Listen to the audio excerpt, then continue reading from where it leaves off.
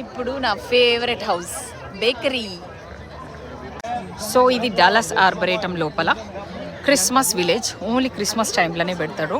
ఇవాళ December 29. So rush మాత్రం బాగానే ఉంది, ఎందుకంటే పిల్లలకు సెలవులు కదా.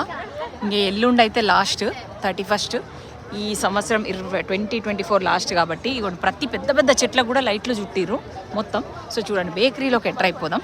ఇక్కడ చూడండి మొత్తం రియల్ ఒకరిని కూర్చోబెట్టేసి లోపల ప్రతి హౌస్కి ఇట్లా లోపల అన్ని బేకరీ థీమ్లో పెట్టి అమ్మాయి హాయ్ పంప్కిన్ కేక్ ఇస్తుంది. Thank you. ఇగోండి చూసిరా మ్యూజిక్ హౌస్.